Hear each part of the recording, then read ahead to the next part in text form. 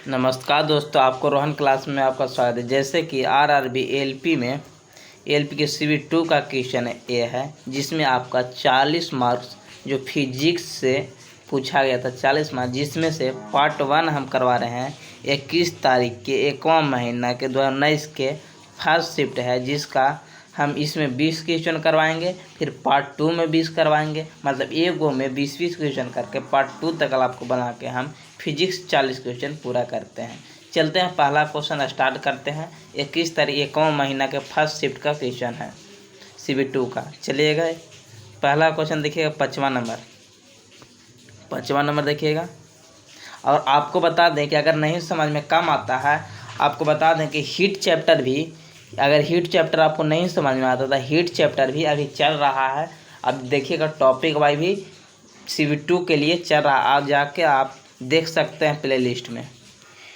निम्नलिखित में से उस चर या वेरिएबल की पहचान करें जो गैस के व्यवहार के बारे में नहीं बताता है। मतलब गैस के बारे में वो वेरिएबल नहीं बताता है। तो आप जानते हैं कि गैस का नियम होता है PV बराबर nRT। आदर्श गैस का होता है, ये आदर्श गैस के चार्ल्स ने भी और बॉयल्स ने ही और गुलसाक ने, 3 वो मिलकर गैस का नियम दिए थे। बोले थे एक P हो जाएगा, प्रेशर किस होगा, प्रेशर यानी दाब इसको में वेरिएबल होगा, आयतन वेरिएबल होगा, N होगा, अणु होगा, और टेम्परेचर होगा। मतलब T नहीं होगा। ऑप्शन नंबर C समय पर निर्भर नहीं करेगा, यानी ऑप्शन नंबर D नहीं होगा। ताप पर निर्भर करेगा, दाब पर निर्भर कर, आयतन पर निर्भर करेगा, समय पर निर्भर नहीं करता है गैस का नियम। चलते हैं, छठा नंबर है, देखिएगा, बोल रहा है अच्छी हाउसकीपिंग निम्नलिखित में से किसके लिए आवश्यकता है। ये आपको ऑब्जेक्ट्स में से मिलेगा, ये चैप्टर है, ट्रेड में भी मिलेगा। ये सुरक्षा होता है, सुरक्षा एक चैप्टर होता है, IT लिटरेसी, उसमें एक क्वेश्चन मिलता है। अच्छी हाउसकीपिंग मतलब अच्छा देखभाल करने के लिए हम लोग क्या करते हैं, हम लोग अच्छी सुरक्षा व्यवस्था करते हैं। मैंने अच्छी हाउसकीपिंग मतलब घर के देख रेख के लिए हम लोग अच्छी सुरक्षा व्यवस्था करते हैं, जो देख रेख अच्छा करे। मशीन गार्ड से कैसे सुरक्षा होगा, ऑप्शन नंबर D हो जाएगा। वर्क परमिट से भी नहीं होगा, ये तो आप लोग। चलेगा नेक्स्ट क्वेश्चन, छठा के बाद 11 नंबर देखिएगा।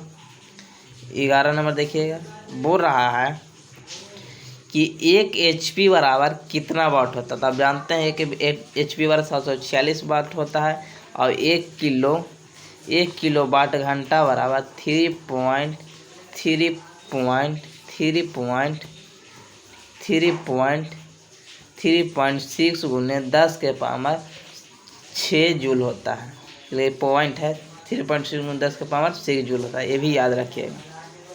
11 के बाद देखिएगा 12 नंबर देखिएगा, अच्छा क्वेश्चन है। 12 नंबर देखिएगा, अगर आप नहीं पढ़े तो थोड़ा सा दिक्कत होगा, क्योंकि ये है इंजीनियरिंग ड्राइंग का, जिसको मैं लाइन से कि कौन लाइन से हम किसको दर्शाते हैं। बोल रहा है यदि किसी इकाई, बड़ा कर देते हैं, बोल रहा है यदि किसी इकाई में या अधिक चल भाग है तो चल भागों की चरम स्थिति को संकेत में निम्नलिखित में से कौन सा होगा। मान लीजिए कोई ड्राइविंग में हमको ऐसा डायरेक्शन बनाना है, जिस ड्राइविंग सीट है उसको मैं ऐसा बनाना, ऐसा वस्तु का चित्र बनाना है जो चल रहा है, उसको लिए हम लोग कौन सा लाइन का प्रयोग करते हैं। हम लोग लंबे डैश एक तो दोगुना डॉट पहले, मतलब थीन, इसको इंग्लिश में बोलेंगे थीन, डबल डॉट में मतलब एक सीधा होगा, फिर 2 डॉट होगा। इसको मैं चल वाला में हम लोग प्रयोग करते हैं, जो मतलब गतिमान वस्तु का हम लोग पिक्चर बनाना है। तो एक सिंगल लाइन, फिर डॉट डबल डॉट के साथ फिर सिंगल, फिर डॉट में प्रयोग करते हैं। पतली सतह रेखा का हम लोग का प्रयोग करते हैं, इससे हम लोग बीमा के लिए प्रयोग करते हैं। जिसे कोई मतलब वस्तु के मतलब मोटाई दिखाना है कि कितना बीमा है, इसके लिए हम प्रयोग करते हैं। लीडर के लिए करते हैं, लाइन लीडर होता है। अगर आप नहीं पढ़े हैं तो आपको हम टॉपिक वाइज चला रहे हैं इंजीनियरिंग, उसको में समझ में आएगा। इसको बाद ही लाइन चालू करेंगे। अभी आपको का चल रहा है, ड्राइविंग इंस्ट्रूमेंट चल रहा है, उसके बाद लाइन चलेगा। लीडर लाइन में प्रयोग करते हैं, जैसे कोई चीज़ वस्तु है उसका हम यहाँ संकेत देना चाह रहे हैं तो लीडर लाइन के लिए प्रयोग करते हैं पतली सतह के। बरकी रेखा होता नहीं है, यानी ऑप्शन नंबर बी हो जाएगा। चलती फिरती लाइन के लिए हम लोग लंबे डैश एक दोगुना डॉट वाली पतली रेखा के यूज करते हैं। 12 के बाद देखिएगा 15 नंबर देखिएगा, बोल रहा है यदि कार 3.2 मीटर प्रति सेकेंड स्क्वायर, मतलब ये कितना है 3.2 मीटर पर सेकेंड स्क्वायर है के साथ चलती हुई है, तो 20 सेकेंड में उसके बाद कार का वेग कितना होगा, मतलब टाइम कितना है 20 सेकेंड। तो उसको बाद क्या होगा, तो आप जानते हैं सूत्र क्या होता है, v बराबर यू प्लस 80 लगा दीजिए। v कितना है, v हमको निकालना है, मैंने वेग निकालना है, v निकालना है u। तो पहले तो चलना शुरू करता है, मतलब u बराबर 0 होगा, प्रारंभिक वेग 0 होगा। अब a बराबर कितना है 3.2 गुने 10 के पावर फिर कितना है 20। टाइम कितना है 20, तो 20 दूनी 32 दूनी 64, मैंने v बराबर 64 हो जाएगा, कह कि 32 दूनी 64 64 से होगा, एक जीरो हटाएंगे तो 64 मीटर v स्क्वायर वाला को v बराबर क्या हो जाएगा 64 मीटर प्रति सेकेंड स्क्वायर होगा, सेकेंड होगा, वेग ना पूछ रहा है तो सेकेंड होगा। ऑप्शन नंबर ए हो जाएगा। चलिएगा नेक्स्ट क्वेश्चन 15 के बाद 16 नंबर देखिएगा। देखिए एक कंप्यूटर से, इसको IT लिटरेसी बोलते हैं, जो कंप्यूटर से 1 से 2 क्वेश्चन पूछता है कभी। वह भौतिक स्थान जहाँ कंप्यूटर जानकारी संग्रह होती है उसे हम लोग का कहते हैं, मतलब कंप्यूटर है उसका कहाँ हम लोग संग्रह करते हैं, जो जानकारी रहता है, जिसे हम लोग फाइल है, वो जिसे मोबाइल में हम लोग का इंटरनल में सेट करते हैं, इसी तरह कंप्यूटर में हम लोग हार्ड डिस्क में करते हैं, जिसे ना कहते हैं कि मेरा कंप्यूटर है 1 TB का है, 500 GB के है, ये सब हार्ड डिस्क होता है, वहाँ जाकर संग्रहित होता है। वाईफाई तब जाने करते हैं, वायरलेस मोडेम होता है, एक कंप्यूटर का दूसरे कंप्यूटर में जोड़ने की तरीका का मोडेम कहते हैं। चलिएगा 16 के बाद 20 नंबर देखिएगा। ऑप्शन नंबर कौन जाएगा, बी हो जाएगा। 16 के बाद देखिएगा 20 नंबर देखिएगा, बोल रहा है जब आप 1 इंच को ब्रिटिश में SI में बदलते हैं तो यह कितना सेंटीमीटर होता है। तो आप जानते हैं कि 1 सेंटीमीटर बाबा 2.4 इंच होता है, 2.4 इंच होता है। मतलब ऑप्शन नंबर कौन हो जाएगा, 1 इंच में कितना हो जाएगा, 1 इंच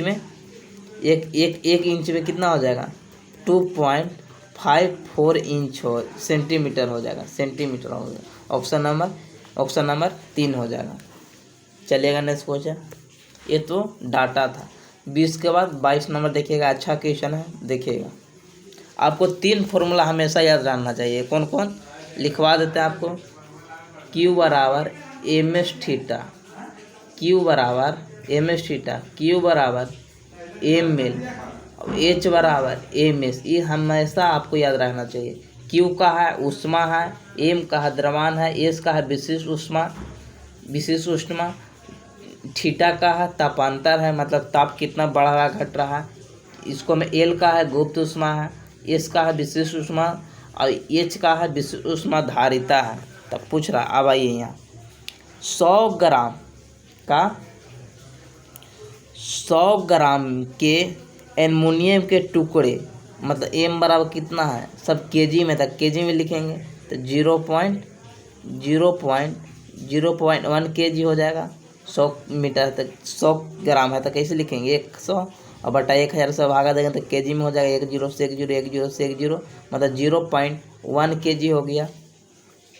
एल्युमिनियम के टुकड़ों के विशिष्ट ऊष्मा मतलब एस कितना है 900 केजी जूल केजी पर केल्विन 900।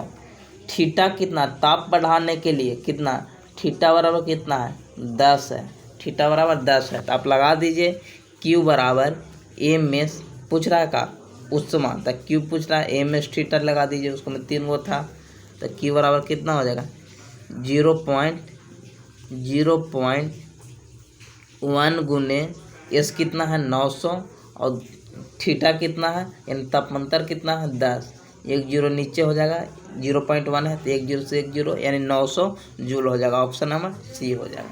चलिएगा नेक्स्ट क्वेश्चन 22 के बाद देखिएगा 26 नंबर देखिएगा 26 नंबर देखिए। अगर आपको मतलब थोड़ा सा दिक्कत हो रहा है तो आप थोड़ा सा पूरा पढ़िए, सिलेबस अच्छा में समझ में आएगा आपको। हम चैप्टर भाई भी करवा रहे हैं, सप्ताह में 1 दिन ही और 1 दिन वो चल रहा है।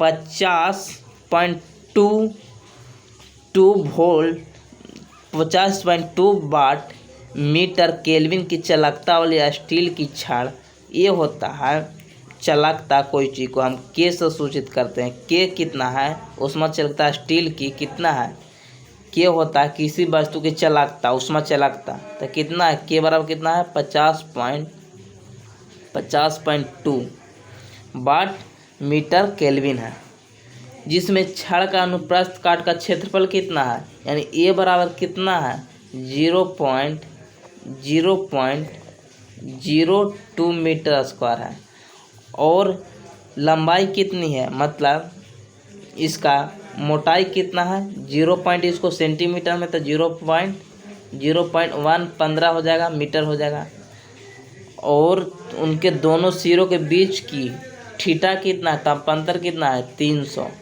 तो इसको आप समझे नहीं समझे देखिए बताते हैं आपको। बोल रहा है कि एक स्टील के छड़ है, जिसको एक स्टील के छड़ आपको बनाते हैं, देखिएगा ये स्टील की छड़ है जिसका उसमें चालकता 50.2 है और क्षेत्रफल अनुप्रस्थ काट का क्षेत्रफल है जो 0.02 है, और जिसका लंबाई मतलब ये लंबाई कितना है 0.15 मीटर है, सेंटीमीटर मतलब मीटर में बदल दिए, और थीटा मतलब इसको हम ताप पर गर्म कर रहे हैं वो कितना है 300 डिग्री सेल्सियस पर हम गर्म कर रहे हैं, तो ऊष्मा प्रवाह की दर क्या होगा मतलब कितना इसको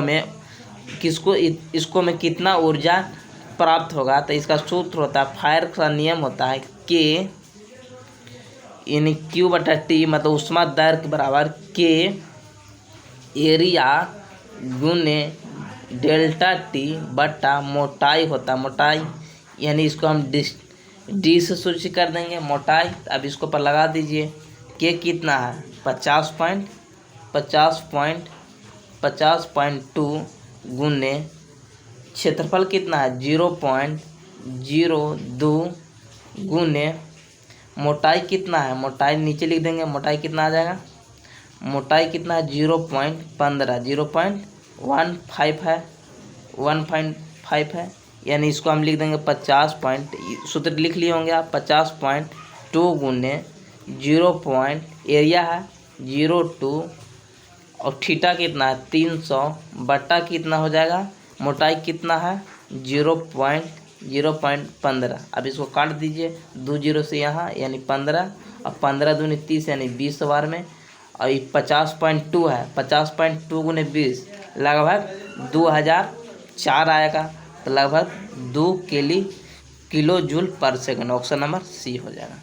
आप नहीं पढ़ाए तो थोड़ा सा दिक्कत होगा, आप लिख लीजिए क्यू बटा टी यानी फायर्स का नियम के अनुसार के उसमें चालकता डेल्टा टी और ए होता है और बटा मोटाई होता है, आप लिख लीजिएगा।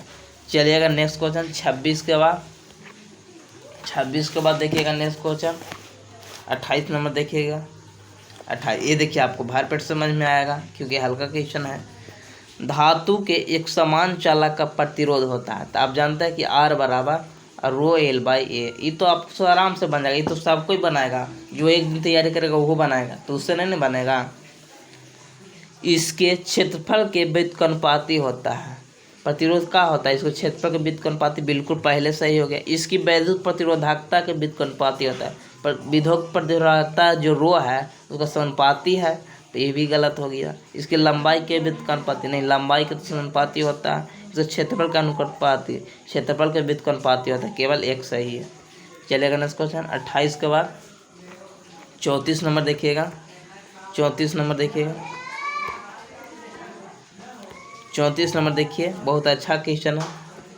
बोल रहा है कि एक 0.5 kg वजन के, मतलब m बराबर कितना है 0.5 kg को 20 मीटर की ऊंची इमारत को शीर्ष से गिराया गया। मतलब एक इमारत था, उसको 20 सेंटीमीटर की ऊंचाई से, यानी एज कितना है 20 मीटर गिराया था। भूमि पर पहुंचने के ठीक पहले गेंद की गतिज ऊर्जा क्या होगी, जी बराबर इतना है। तो आपको बता दें कि अगर ऊपर से mgh होता है स्थित ऊर्जा, अगर स्थित ऊर्जा घटता है तो गतिज ऊर्जा बढ़ता है। तो इसी वाला फॉर्मूला लगा दीजिए पहले कि इतना किसी से गिराया जाता है, पृथ्वी पर पहुंचने के पहले गेंद की गतिज ऊर्जा कितना होगा, तो mgh लगा देते हैं। तो क्या हो जाएगा mgh, स्थित ऊर्जा निकाल दें क्योंकि दोनों बराबर होगा ऊपर से, अभी तो शून्य हो जाएगा। अभी बताइए यहाँ आप आ गया तो गतिज ऊर्जा शून्य हो जाएगा, तो दोनों सेम हो जाएगा, अभी बढ़ जाएगा उसको जगह पर। आप जानते ना कि इस यांत्रिक ऊर्जा बराबर गतिज ऊर्जा प्लस स्थित ऊर्जा होता है। तो अगर उसको हम हटा दें तो इसका ही जोड़ देंगे तो दोनों बराबर हो जाएगा। तो m बराबर कितना है 0.5 और g बराबर कितना है 10 और h बराबर कितना है 20। इसको गुना कीजिए, 1 0 से 10 खत्म, यानी 20 बचे 100 जूल हो जाएगा। ऑप्शन नंबर सी हो जाएगा, ऑप्शन नंबर डी हो जाएगा। 34 के बाद देखिएगा, 34 के बाद 35 नंबर देखिएगा। 35 नंबर देखिएगा कि एक 100 ग्राम वजन की गेंद, मतलब m बराबर 100 ग्राम, तो इसको हम केजी में बदलेंगे तो 0.1 kg हो गया, क्योंकि मीटर में है। इतना मीटर, कितना मीटर के 70 मीटर के भवन से गिराया जाता है, 70 मीटर के भवन से, मतलब h बराबर कितना है 70 मीटर। तो गेंद की स्थित ऊर्जा क्या होगी, h बराबर g बराबर कितना है 10। तब लगा दीजिए फिर 1/2, अच्छी स्थिर ऊर्जा mgh लगा दीजिए। स्थिर ऊर्जा कितना हो जाएगा 0.1 गुने ऊंचाई कितना है 70 और जी दिला है 10। एक जीरो से एक पॉइंट खत्म, यानी 70 जूल हो जाएगा। ऑप्शन नंबर बी हो जाएगा 70 जूल हो जाएगा। चलेगा नेक्स्ट क्वेश्चन 36। इसको बाद देखिएगा 40 नंबर देखिएगा। बोल रहा है कि रक्त में उच्च स्कंद, मतलब जो क्लोटिंग करता है, इसके लिए कौन सा विटामिन की आवश्यकता होती है, विटामिन के की आवश्यकता होती है, विटामिन के की आवश्यकता है। डी से हम लोग रिटेक्स से बचते हैं, विटामिन ई की कमी से बंझापन होती है और विटामिन ए की कमी से रतौंधी होता है। चलेगा नेक्स्ट क्वेश्चन 40 के बाद देखिएगा 46 नंबर। 40 के बाद 46 नंबर देखिएगा। इसमें बोल रहा है कि निम्नलिखित में से उस पदार्थ की पहचान करें जिसकी विशिष्ट ऊष्माधारिता उच्च होती है। मतलब किसका उच्च विशिष्ट ऊष्माधारिता होता है। ऊष्माधारिता का होता है किसी वस्तु को ऊष्मा सहने की क्षमता सबसे ज़्यादा किसको होता है। जिससे कोई चीज़, मान लीजिए आप गाड़ी देखते हैं तो गाड़ी में जब रेडिएटर गर्म होता है तो उसको हम क्या करते हैं, पानी डालते हैं, मतलब उसको में गर्मी सहने की क्षमता ज़्यादा होती है, इस चलते हम लोग पानी डालते हैं। पानी के सबसे ज़्यादा विशिष्ट ऊष्माधारिता होती है और इससे भी ज़्यादा किसका होता है, हाइड्रोजन के। सबसे ज़्यादा किसका, हाइड्रोजन का होता है। हाइड्रोजन ज़्यादा क्षमता रख सकता है धारण करने के लिए गर्मी के। चलेगा नेक्स्ट क्वेश्चन 46 के बाद देखिएगा 53 नंबर। 46 के बाद 53 नंबर देखिए। थोड़ा सा कम समझ में आ रहा होगा क्योंकि आप पढ़े नहीं हैं, हमारा गलती नहीं है, आपको हम कुछ बताने की कोशिश कर रहे हैं। अगर आप चैप्टर वाइज देखते हैं तो धीरे धीरे आपको याद हो जाएगा। एक 12 वोल्ट बैटरी को 5 ओम प्रतिरोध के साथ समांतर क्रम में जोड़ा जाता है तो बैटरी द्वारा प्रदान की जाने वाली धारा क्या होगा। तो भी कितना दिला है, भी बराबर IR लगा दीजिए। ये भरपेट समझ में आया होगा आपको। 12 हो गया वोल्ट, ओम कितना हो गया 5 आर कितना हो गया 5 और आई निकालना है, तब 5 12 दूनी 24 यानी 2.4 हो जाएगा। 5 से बाहर रख दिए 12 में तो 2.4 हो जाएगा। चलो नेक्स्ट क्वेश्चन 53 के बाद 54 नंबर देखिएगा। 54 ये भी समझ में आएगा, ये हम रातें बताए हैं, यानी कल आपको सुबह हम बताए होंगे कि फ़ारेनहाइट को सेल्सियस में कैसे बदलते हैं। तो आप जानते हैं कि 77 फ़ारेनहाइट है तो हमको सेल्सियस में बदलना है। तो आप लगा दीजिए F माइनस 32/5 और क्या हो जाएगा C बटा ये 9 हो जाएगा, C/5 हो जाएगा, C/5। अब इसको लगाइए, F बराबर कितना है 77 माइनस 32/9 बराबर C/5, यानी 77 में से 32 गया तो कितना बचा 45 बचा, 45 तो 5×9 = 45 यानी 5 बार में, तो C बराबर कितना हो गया 25 सेल्सियस हो जाएगा। ऑप्शन नंबर बी हो जाएगा। आपको सूत्र हम लिखा दे रहा, आप याद रखिएगा। देखिएगा होता है F माइनस 32/212 माइनस 32, ये हो गया कोई चीज़ के बॉइलिंग पॉइंट, ये हो गया फ्रीजिंग पॉइंट, बराबर C minus 0 100 minus 0 K minus 273 373 minus 273 बराबर R माइनस 0 मतलब रूमर माइनस 0 और 80 माइनस 0 होता है। ये आपको इससे कम से कम 8 क्वेश्चन बनेगा। कैसे पूछेगा कि किसी मान लीजिए किसी पदार्थ को बॉइलिंग पॉइंट 100 है, 100 सेल्सियस, तो उसको फ़ारेनहाइट में कितना होगा 212, सेल्सियस में कितना होगा तब 100, और केल्विन में कितना होगा तो 373, और रोइमर में कितना होगा 80। अगर यही हिमांक बिंदु कहेगा तो इसका 32 होगा, 0 हो जाएगा, 273 हो जाएगा, 0 हो जाएगा। ऐसे भी आप याद रखिए, इससे 8 क्वेश्चन आपको बनेगा और न्यूमेरिकल तो बनेगा है। चलिएगा इसके बाद 54 के बाद देखिएगा 57 नंबर देखिएगा।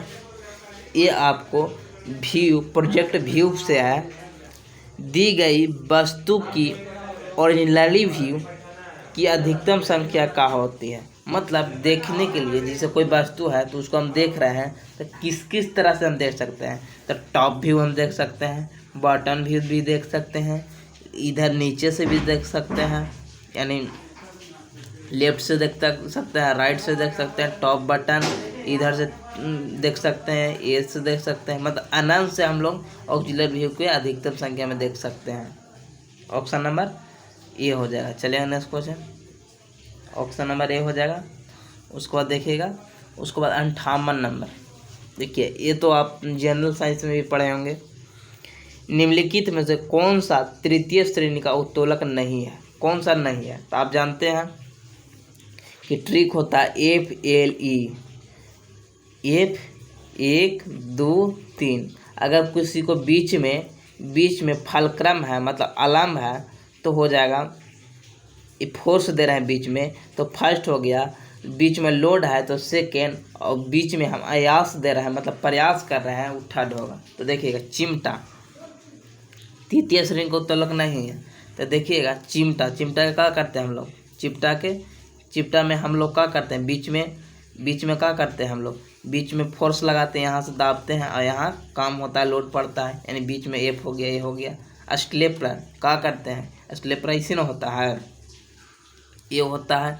ये अगर यहाँ बीच में हम दाबते हैं यानी फोर्स कहाँ लगा रहे हैं, बीच में लगा रहे हैं, मतलब यहाँ पर ही हो जाएगा। जैसे कैंची देखे होंगे, कैंची आप देखे होंगे, तीसरा मतलब कैंची देखे होंगे तो क्या होता है, एक ये रहता है, एक पार्ट रहता है, एक रहता है, और उसके बाद यहाँ से आप काटे वाला रहता है, तो यहाँ पर लोड दे देते हैं, आप कट जाता है। बीच में फलक्रम होता है, मतलब बीच में फलक्रम होगा तो तृतीय श्रेणी का होगा, तृतीय श्रेणी का नहीं है। तो चिमटा तो है ये है, स्टेपलर भी बीच में फलक्रम है, स्टेपलर भी तो वही बीच में होता है, हॉकी के भी है। लेकिन एक पहिया वाला ठेला में बीच में लोड होता है, यही ना होता है, जिससे 2 धारे वाला है और बीच में लोड पड़ता है, और यहाँ पर चक्का होता है, बीच में लोड होता है, ये द्वितीय श्रेणी के। चलेगा next question, option number D हो जाएगा 58 के बाद 59 नंबर देखिएगा, 59 नंबर देखिएगा, किसी आइसोमेट्रिक व्यू का उपयोग करते समय हम किन 3 आरेख रहती है जिसमें एक दूसरे से कितना कोण परिस्थित होती है 120 डिग्री पर। मतलब एगो आइसोमेट्रिक होता है, आइसोमेट्रिक में होता है कि जो एक तल है उससे तल से किसी वस्तु के कोण ये है वस्तु इससे लगभग 120 डिग्री कोण बनाता है, 120 डिग्री, उसको आइसोमेट्रिक कहते हैं। और भुजा भी दोनों बराबर होता है, जितना ए भुजा होता है जितना ए भुजा होता है। नहीं, ऑप्शन नंबर बी हो जाएगा। अब देखिए, सब्सक्राइब कीजिए, लाइक कीजिए, कमेंट में ज़रूर बताइए कैसा लगा। जय हिंद, जय भारत। इससे बाद फिर हम पार्ट 2 बनाएंगे, आपका सपोर्ट रहा तो।